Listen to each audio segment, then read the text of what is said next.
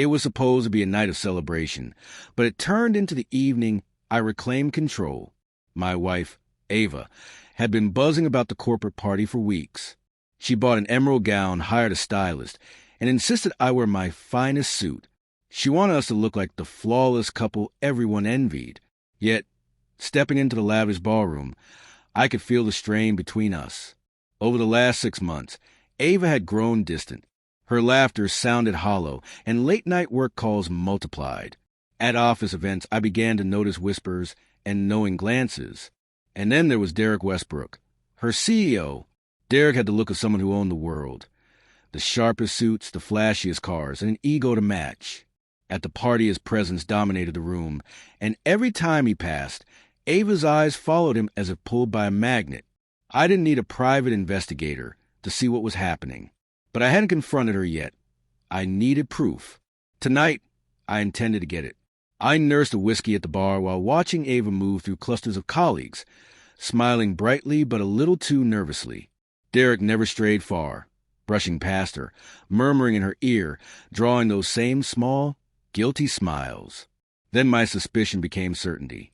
Ava excused herself to the restroom, and Derek slipped away a moment later. My pulse accelerated. I left my drink and followed them quietly down the corridor. They didn't enter the restroom. They slipped into a private lounge and shut the door. I pressed my ear to the door, heart hammering, catching fragments of their talk. "I'm tired of hiding," Derek said in a low, satisfied voice. "When are you going to tell him?" Ava hesitated. "You don't understand," she answered. "Jake isn't stupid. He'll figure it out." Derek's tone was dripping with contempt. Men like him are spineless. Once I'm done with him, he won't be able to fight back. My fist tightened, but I forced myself to stay composed. It wasn't the moment to storm in. Not yet. When they emerged, Ava looked flushed, glancing nervously around.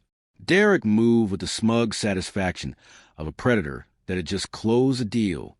I returned to the bar pretending nothing had happened, though my mind was racing. Later, as the party wound down, Derek came over and laid a possessive hand on my shoulder. "Jake, right?" he said with a smile that didn't reach his eyes. "Ava speaks highly of you. She says you've been supportive of her career." His tone was thick with condescension. "Of course," I replied, keeping my voice cool. "Her success means the world to me." He leaned close, voice low and threatening. "You'd better keep that attitude. She's mine to control. Support her in your worthless life, or I'll make sure you end up with nothing." I stared at him, stunned by his brazenness. Before I could answer, he patted my shoulder and walked away, his laugh lingering in my ears. That night, as Ava slept beside me, Derek's words replayed over and over above the ceiling. He thought he could strip me of everything, my wife, my dignity, my means, but he had badly misjudged me. If he wanted a fight, I would give him one, and I would win. The next morning, I began assembling my revenge. I called in favors from old contacts in finance, people who owed me. Derek's public image was pristine, but anyone at his level carried skeletons. My contact delivered. Within days, I had a dossier, offshore accounts, doctor financial statements, and, most damning, a hush money payment to conceal an affair with an employee. Then I turned my focus to Ava. I tracked her phone, placed a discreet recorder in her car, and monitored her emails. It didn't take long to find what I needed: explicit messages between her and Derek mapping out plans to be together. Each message cut, but I let the hurt sharpen my resolve. This was not merely betrayal. It was evidence. Armed with proof, I put my plan into motion. Derek was hosting a high-profile investor gala the next weekend, a night that could decide his company's future. It was the perfect stage for his undoing. I anonymously tipped off a financial reporter about his offshore holdings and falsified reports, including the documents needed to prove them. Simultaneously, I forwarded Ava's incriminating messages to the company's board, so his personal and corporate worlds would collide spectacularly. At the gala, I arrived with Ava, playing the devoted husband. She was on edge, constantly scanning the room for Derek, unaware of what was about to unfold. Midway through his speech about integrity and vision, the atmosphere shifted. Phones buzzed with breaking news alerts, and conversations turned frantic.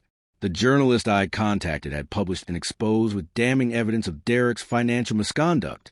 Board members hurried off for an emergency meeting, leaving Derek stranded on stage. But I wasn't finished. As chaos spread, I turned to Ava. "You might want to check your email," I said calmly. She pulled out her phone, eyes widening as she read the messages I'd forwarded. Her own words to Derek laid bare. "Ava," she stammered, but I cut her off.